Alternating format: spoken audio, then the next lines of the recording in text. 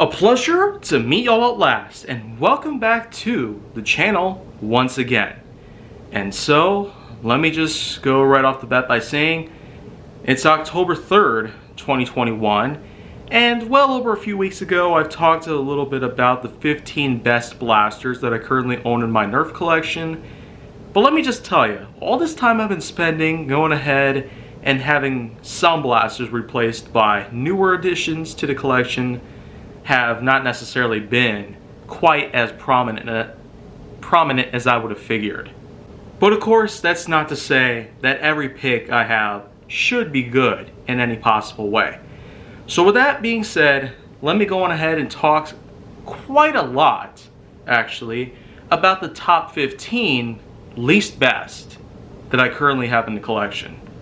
If you want to call it worst, that's pretty much up to you. But let's get started with number 15, the Wrath Bolt.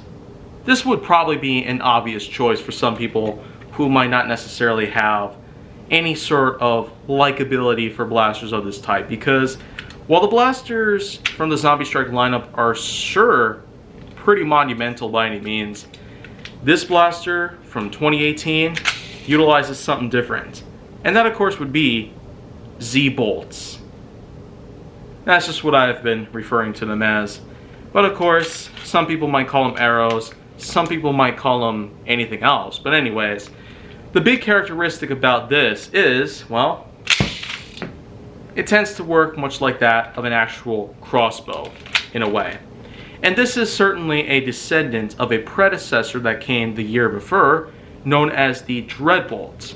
And that of course worked the same way, except of course it was bigger in size and tried to utilize this sort of Z-Bolt firing system in a different sort of way, pretty much. But this one is a bit more simpler. Some people might agree that this is slightly better than that of what the Dreadbolts had offered at the time. And, well, not to mention, because of how many bargainings have been going on about these sets of Z-Bolts that you can get, packs of 4 pretty much, I was able to buy several of these packs on eBay, so I have at least 30 of these Z-Bolts in my collection at this moment. But I will agree for once that this one, while it might be better than the Dreadbolts, and it sure is quite in a way better than most of the generalized formatting of these kind of blasters that fire these sorts of Z-Bolts or arrows or whatever you might want to call them, I would not call this that good of a blaster, because first of all, if you have noticed how long it takes to reload, because you have to be very specific where these nylon strings are basically stretched out to, because there's a point where if you look on the inside of it slightly, you'll notice there's a bit of a lock that'll let you know if you have the string pulled back correctly, and sometimes the string will just flush right back into its loose positioning if it finds out if it's in the wrong position. Also, see if I pick one of these up off the ground just so I can show you the other part about it. So, getting the string to fit in its correct positioning so it can lock into place is a bit time consuming, but also getting the Z-Bolt to fit in correctly. You have to make sure that it clicks into place because of this little, well, this little piece right here. This allows it to grip onto the back end of the string and pretty much allow for it to also unlock another lock on the inside of the blaster that's going to allow for the trigger to be pulled, thus sending the bolt flying. Of course, if you do this very specifically and correctly, of course you can pretty much get used to this over time and use this blaster to the best of your ability. Even for someone like me, I'd say this was a pretty good idea, but compared to the Dreadbolts, this one may be better, but it's probably not necessarily for all the right reasons. Also, the fact that you have to have, well, specific types of ammo for this is another big con about it. The fact that you can't really utilize darts in this, in which, well, there have been a lot of bow blasters out there that were able to use darts just fine, especially Rebel ones. But just looking at this one in general, with a new type of ammo, sometimes costs at a different cost. Number 14, the Modulus Ionfire. Yeah, I've talked a lot about Modulus being quite possibly one of the best that Nerf has had to offer in the past several years, but with great blasters out there, does come at a bit of a cost. And this would probably be considered one of those that makes you really scratch your head and make you think, how would Nerf basically come up with something like this and send it out to stores across America and the world?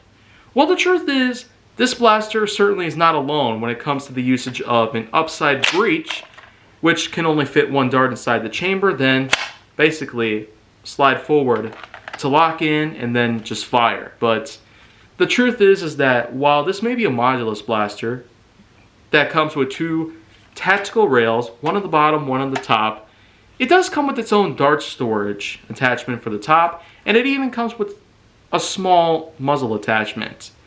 But of course, aside from having a stock adapter, barrel adapter, two tack rails, it's mainly this that basically is the main con, the fatal flaw of this blaster that really makes me even question myself and my life choices.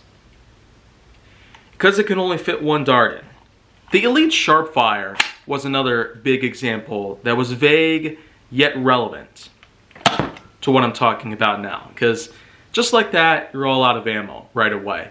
And there have been tons of other blasters out there where you can only fit one dart into a chamber, and as easy as it would be to replace a dart here, well, it would be not so easy. So in a pinch, I would say that the Ionfire, while it does have itself a lot of unique merits, this right here can be somewhat of an annoyance, somewhat tedious, and somewhat rather questionable in any possible way. So while it may not be the worst, I'd say it's not too great for me. Being a big collector, of course. Because now, it's time to move on to number 13. This time, let's just say that 13 gives us the unlucky side with the Doomlens Holdout. The smallest Doomlens blaster we got, and one that could have been rather decent, but of course, it does fall under that same old category. Fitting only one type of ammo in at a time, which of course would be Elite darts. Even though they come with their own exclusive Doomlens style Elite darts, the Holdout probably would not necessarily be the highest choice that you could have possibly uncovered. But at the same time though, if you're looking for a small blaster that has only one barrel in it, along with some Night Finder-like capabilities, this classic usage of a priming rod in the back, which allows the plunger tube to extend, and a large spring that compresses and locks into place with a trigger pull, well, and it just fires off a round, as simple as that. It also came with its own unique scope on the top, which again is not present. A lot of things are probably not going to be present in today's little countdown, but that just goes to show that something like this, for its simple design, unique quirks, and other things that are relevant to that of the Doomlens 2169 lineup, doesn't necessarily hold up in the highest standards. There are a bunch of other Doomlens blasters out there that probably would be better, so take your pick, because I've picked out a lot of mine. Well anyways, let's move on to number 12, which is going to be an obvious one here, the Accustrike Lynx. Yeah, you pretty much knew that Accustrike was going to be making an appearance here on this countdown. Appropriately so, because this blaster, of all the ones that I was able to pick up, this was pretty much a late addition to that of my collection. Not too late, because I've been able to pick up a lot of other newer blasters, but I really gotta say, this one's probably not the best choice that I could have obviously picked up. And there were many others, like the Otter, for example, that somehow made the series worthwhile to me. And there are many others out there that I can also deem to be good Accustrike blasters as a whole, for a lineup that's meant to cash in on the success of other competitors that Nerf has been facing for years and years now. But the main thing is, well, aside from this typical sort of shotgun-like pump, it's not really easy to grab onto, pretty much. It also has an opening breech, akin to that of the Zombie Strike Sledgefire, as well as dart storage in the back of the stock right here, which can hold up to 6 darts, akin to most blasters out there, like the Elite Stockade, for example. That also included its own dart storage compartment for the stock itself, except that was detachable. So, it's almost like a combination of that, of the breach from the Sledgefire, the stock of the Stockade, a scope that's almost reminiscent to that of, well, some blasters out there. Maybe it's like a long shot scope, just a lot smaller in size, and it's permanently embedded into the rest of the blaster. And then of course, a pump that's not very easy to grip onto. I could compare this to the Saturn, but no. It would not be that easy. Because, well, in spite of its simplicity, crack open the breech, insert a dart into the tip of the muzzle, close it, pump, and fire. This blaster probably would not be the best that I would have considered for an Alpha Strike blaster by any means. And of course, that's probably just better said, or maybe in this case, it's probably better done than said. And if you haven't really been watching closely, then well, you'd probably be seeing that I tend to struggle with this thing a lot. The stock is not at all good, fittingly so for any kind of Alpha Strike blaster. And the pump, well, self-explanatory as well. So, that's probably just going to be that.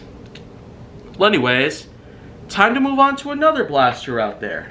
Here we have the Rival Knockout.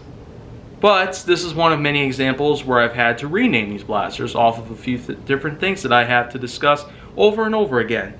So for number 11, this is the Rival Oneros, not Knockout. Being a rival pistol, basically the smallest that we've ever come across, this too has a bit of a fatal flaw to it. And that of course would be, well, if that has not already given it away, then well, of course the loud sounds are probably one of a few cons that I really have to be honest about. But the main thing is just how long it takes to load and prime this blaster. Because, well, rather than going into all these details, I'm just going to showcase it to you in the quickest way possible.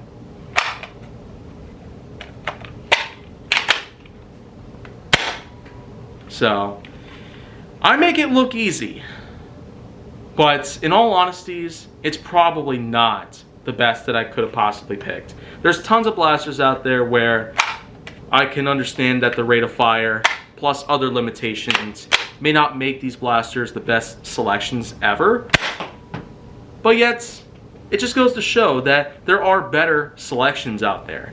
And even more so given to the fact that this blaster is another one of those where it has appropriately sized grip handles and other such things that would be ergonomic enough for adult-sized hands like myself.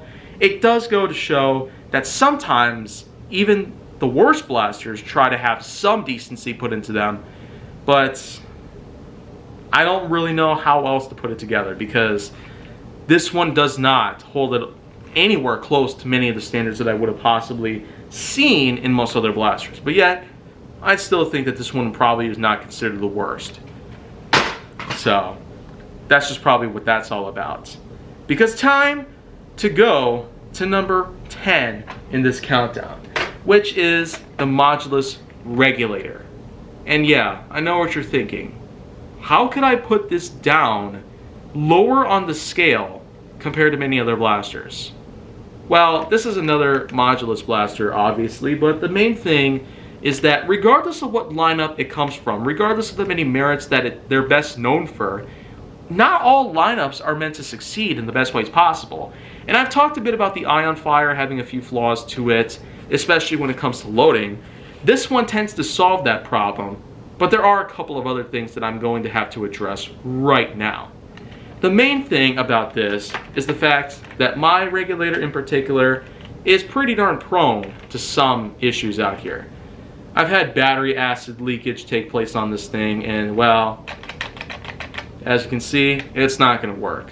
But if it was working, it probably wouldn't be doing any ways better than you might think about it.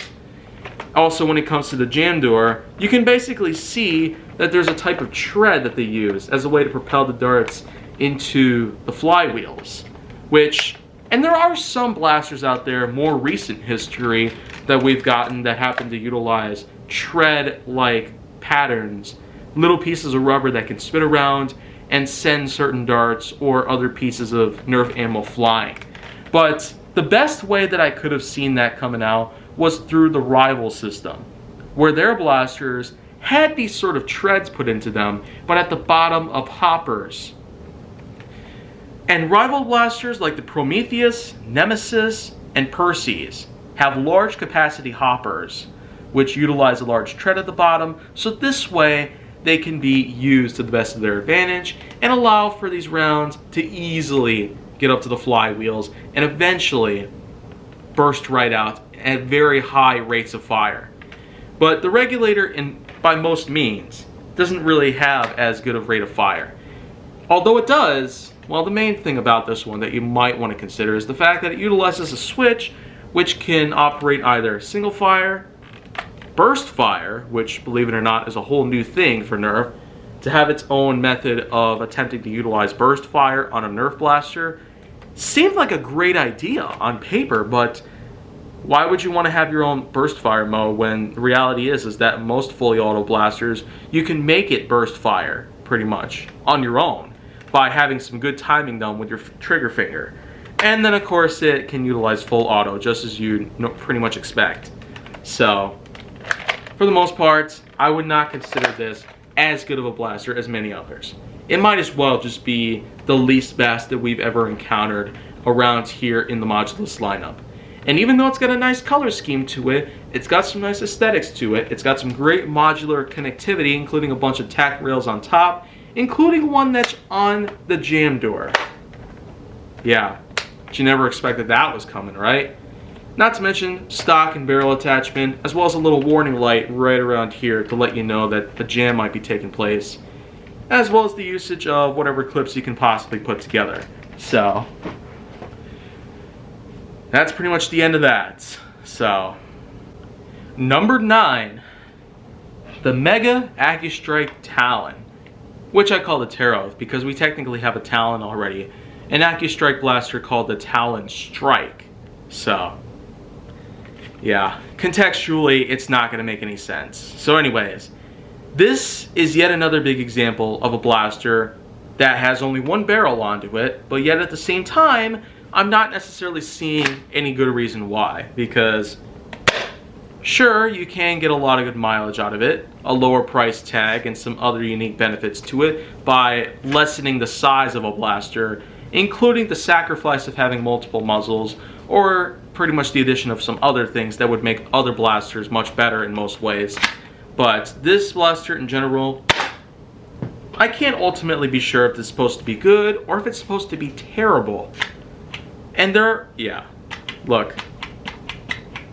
How are you supposed to use a Nerf blaster if darts keep getting rejected by the air restrictor inside of the muzzle itself? Well, that one's obviously not going to work. So anyways, other things I'd have to say about this is that, well, other than that, it's not a very good blaster. It's not at all good in any possible way. I might as well consider this to be bad, but at least a couple things tend to try to make it appealing. The color scheme. Look at this transparent yellow on the top, which can hold one of 3 different mega darts onto it. You can hold 3 in general, one inside of the muzzle, one underneath the muzzle, and one on the top, pretty much. So it's almost like trying to be a Big Shock in a way, just a lot better in a way. But having a handguard, an extra space to store an extra dart, as well as some more refined functionality, while it might do better, in the long run it probably won't make too much of a difference. So I can't really be sure about this one. If it's supposed to be bad, I might only label it as being bad in comparison to many others. I wouldn't say this is a good blaster either, only because, well, mine in particular is probably not appropriate for hands like my size. So in a way, that's probably just all I have to say about that one. Not good, not great, probably, but certainly not top of the line from anything like you would have expected from Mega in a way. Number 8. The Accustrike Vanguard LR1. Or could I just simply call it something different? Please, name it appropriately. So I'm just calling it the Vole. V-O-L-E. So, Forget that that's even there. Vol LR1, pretty much. So, this is another blaster where it doesn't really include anything on it, not even darts. So, I'm just gonna have to review this part on my own. But on the other hand, I'll just simply grab a dart from another blaster I'm hoping to talk about, just so I can at least showcase the firing part to it. Well, right off the bat, looks like this is happening again. So I'm gonna have to grab another dart out of it. Hold on real quick. Let's see here. Yeah, it's doing it again. Oh my gosh, really? I would sit here all day trying to find a dart that can actually work with this. Let's try a black Rebel dart. Okay, even that doesn't even work. What the heck? So, let's see if it even fires. And not even close. So, right off the bat, that's pretty much one thing about this that I really do not like to see. How is it fair that a blaster that actually looks pretty impressive in a way, you can fit a ton of darts on the top right here, as well as a few more down here on this corner of the stock. But how is it fair to put a dart inside the chamber and then just have it pop out like that? Like, really? Who on earth designs these things? Who on earth designs this kind of stuff and expects them to sell out like pieces of gold at Fort Knox? Well, that probably wouldn't have been the best comparison, but that's just really because I'm filled with freaking frustration right now. How? Oh my gosh. Well, anyways, I'm gonna have to hold it in until I'm ready to fire. But the thing is, this blaster, it just badly sucks. Like, seriously. It has a really large size to it, yet you're only able to fit one dart into the chamber? Really? Is this more for aesthetics or for show? Or is this supposed to be about functionality? Well, then again, the functionality is messed up to begin with. Because if it's going to keep rejecting darts, then you're totally screwed. Seriously, like, okay. Now, this one's not even going to register. Like, come on. How is this even possible? How can an air restrictor not accept the dart at any possible point? So, let's just see if this thing even fires. Oh, seriously? What the crap, man? This is not even funny. Like, really. Gosh. Really. It's like I have to pull my finger right out of the way as soon as I let go of this thing. There we go. At least I got it to fire correctly. It didn't pop out on me, but if it did, I couldn't imagine what would happen. But anyways, that right there is probably beyond fatal of a flaw in any possible way. Darts not registering into the chamber is a serious problem. Very serious. So, this one in general, it has a lot of wasted opportunities that it could have possibly taken on. But instead, all this extra plastic is pretty much for nothing. At all. So, nothing else to say about that there. Well, anyways, time to move on to yet another blaster out there. One that I've already pretty much tried to talk a little ways about because I have in Flying with the Foam. But take a look at this. What on earth could possibly be special about this one? And even better, this is very reminiscent to that of another blaster that we've had. But yet, I'm not going to reveal it quite yet. But a good hint here is that it is somewhere in this countdown. If you aren't very far enough into the video, then well, it's obvious that these are not in any of the higher points in the rankings, but this is basically the Elite Scout Mark II. Seriously. There's a Scout, but it's an end strike blaster, for crying out loud. So I'm calling it the Embosser. You can't stop me. I'm serious about that. Anyways, this blaster, again, I can't really be sure if it's... Are you freaking kidding me right now? Like, really? How is that even... Wow. A black Rebel dart, and it barely even fired out. So what on earth is the deal with this blaster? Like, how am I supposed to keep my sanity in check and to keep my cool if darts are gonna keep coming out, like if it's some troll coming out. Okay, well, at least that fired out. It did not at all go far, but hey, that's a bit of an improvement, I'd say. A pre-alpha stage level improvement in a way. Well, there we go there. Another dart did not go very far. Let's try this one. And that one was a little bit squirrely, so. For a blaster like this, you'd expect this to be better. To spend money on something like this that's dysfunctional, rampant, and somewhat frustrating really does say something. It really does mean that we're working with a company who is not wanting to be in any ways merciful towards their customers. And, well, let's say goodbye to that, because now it's time to move on to another big shameful piece of plastic right here, which is honestly larger than many of the others I've talked about so far, even larger than the Regulator. Here is the rival Hera, and yeah, it's what it's called, the Hera. It's a clip system rivals blaster, but I wouldn't necessarily go as far to claim this one to be anyways better than most rival blasters that I've ever talked about. And that's for a variety of reasons. Again, the main thing about this is, well,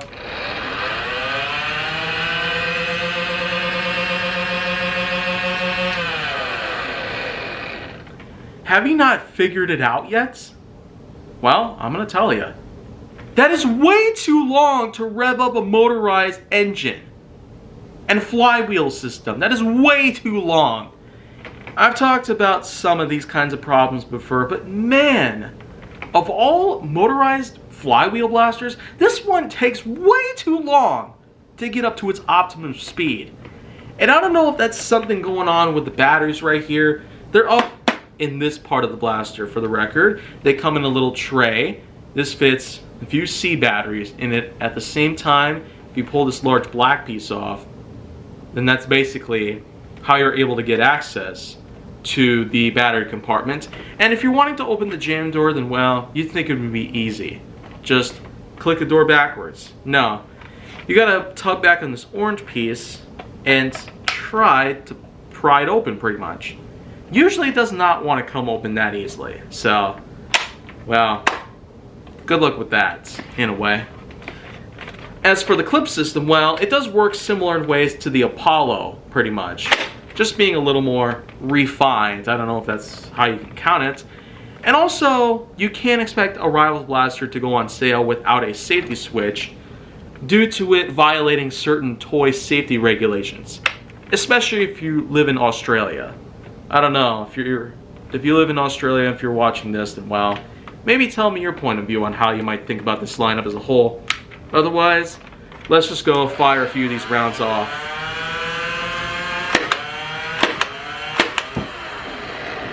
Yeah. And the rounds don't even fire that far anyway, so what's the point of buying this thing? It's very bulky size, and the fact that some of the clips are actually very long, I mean, look at that. That is very long. That's at least a foot in length, from here to here. And I don't really know what the point of this blaster even is to begin with. Is it trying to be better in any ways to some other blasters out there that we've seen already? I don't even know myself. So let's just say it was made for nothing at all. End of story. Number 5. The Accustrike Quadrant. Yeah, I gotta talk about this one, don't I? Accustrike blasters claim to be accurate, in a way, especially with these new sort of proprietary darts, which of course have been carried over into various other lineups, including the Rebel and even the Ultra series with the new pinpointer style darts, which of course I'll be able to talk a bit about more in certain upcoming videos that I have in the future. But yeah, there it is again. Another case where the dart's barrels do not register them correctly, and as a result, many of them refuse to even fire, or even just accept. So, well, that one's out of commission, so thank you very much. I might as well try and fire off the other 3 and not go into very much detail on this because I feel like I'm gonna have a heart attack just from all of this stress. I'm dead serious, and I'm not kidding around with something like this that's as easy as a child listening to heavy metal music.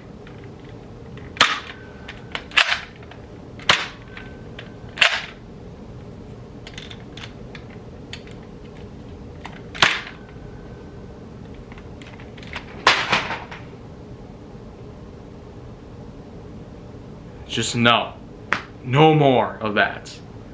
Hopefully. I still got 4 more to go. Here we go. Number 4. The Dual Strike. A combination of the Elite and Mega Darts being put together in a rather unique way. How would this be any worse than the others? Well, simply put, it's as redundant as you can possibly get. Trying to combine that Elite and Mega Darts sort of thing together, it's just like this.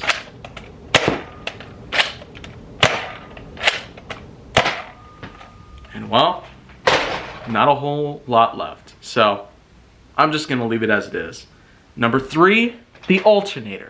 The concept of having 3 different barrels, 3 different chambers to choose from is just like this. 1 barrel, 2 barrels, 3 barrels. You pull this thing back and well, you can get a nice shotgun blast of these 3. And, well, surprisingly, these barrels are not deregistering some of these darts, which is just weird, because, well, normally by now, it probably would have done so. So, well, I guess I just chalked that up to a win for today. Maybe it's just pure luck that's what's happened today. So, at this point, no comments anymore. So, Zombie Strike Alternator really is just that kind of concept that's should have been a whole lot better, should have been a whole lot more done in certain ways. So, well, time to get down to number 2, which is the Bulldog. Yeah, another Mega Accustrike combination that tries to be like a familiar blaster from way back in the N-Strike series. Which, of course, well, if you haven't guessed already, it's the Deploy CS6. That was weird right there, but anyways, for something like this that tries to be a Deploy 2.0, I don't see any reason to bring that kind of concept back, because in all ways, the only reason the Deploy exists is because of gun versus gun. But is this trying to be better, or is this trying to be some sort of complete mockery? Trying to be anyways better than something that's already broken. It's like trying to fix up a rusted nail that already injured somebody's foot, giving them tetanus, possibly. Trying to make that thing better without any kind of medical profession is just stupid by any means. So, I'm just going to leave it exactly like this. Pretend it's a pistol that has some sort of expand-a-blast-like vibes attached to it because of the way that the priming rod is situated directly above the stock. And then, of course, when you deploy it like this, it's still like this. And then, of course, you have a little hand grip right here. Not very comfortable to hold on to because of its somewhat square shape onto it. And a flip-up sight that does absolutely nothing. No purpose whatsoever. So, let's just leave it as it is. So, that's just enough of that. But now, let's get on to the number 1 worst blaster that I could have ever had the chance to talk about on anything Nerf related, or maybe anything on the internet in general. The Accustrike Uppercut. Yeah. Yet another example where it's inappropriately named. The Uppercut would belong to an Elite Blaster or something like that. This is an Accustrike Blaster. Call it something based off of zoology. So I'm just naming it after another rare, well, obscured animal out there called the Uinta. I don't know how you pronounce that, but Uinta is how I pronounced it the first time around, so that's just what I'm calling this. the Accustrike Quadrant. Able to hold one dart in, and, well, you'd think that this would act a lot like an Accustrike Jolt or any other kind of blaster that has that sort of functionality and that sort of aesthetic vibe to it, but no. It is actually the complete and total flipping opposite. Any blaster that I could have ever reviewed would have the best possibility put into it, a good opportunity built in.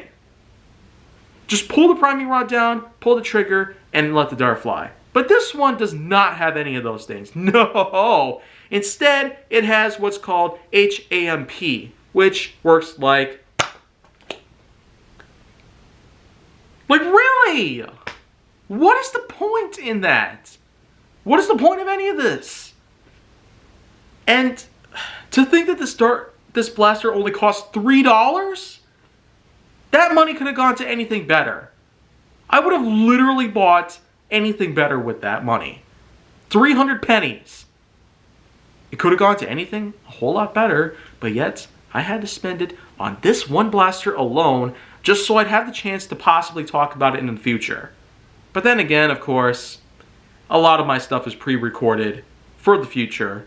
And it's because, well, this is one of several blasters I'm being forced to sell off just to have my collection expand even more than it used to. I'd say good riddance. Absolute good riddance. A piece of plastic like this should have no right to exist. It absolutely sucks. HAMP action is completely unnecessary, and I have zero reason or tolerance for Nerf to give us anything crappy ever again. They've already gone too far enough with this line. The Accustrike line did have some blasters that would have been worthwhile, but then they ruin it with this. Yeah. That sounds way better than trying to use this in a Nerf war. Anything of any sorts like that. It would not be worthwhile. So, just take this and put it down. Do not ever pick it up. Let it sit and rot. Collect dust and all that. So, well, that's all I gotta say here. So thank you very much for listening in on all this, and hopefully I can get back with some other top countdowns of any sorts. The fact I was able to talk about the best PS4 games I played, the best films I've seen in 2021, and then of course with the fact that I've done 2 countdowns based on my Nerf collection, the best and worst blasters I've owned, I'd say what could happen next? I don't really know for sure. But I guess the only real thing here is to know that there's a lot more coming down to the channel. And because of all this stuff I've been doing with Nerf recently, maybe I got some more ideas in mind. Like I said, there could be a chance that a Nerf range test series could be underway by the end of this month. And, well, the thing is that I'm not necessarily going in to hope that something like this will happen, but if it does, then, well, let's see what happens. But if you want to see more go down on my channel, then make sure that you like, subscribe, comment, follow me on social media, and stay on the Hollywood side.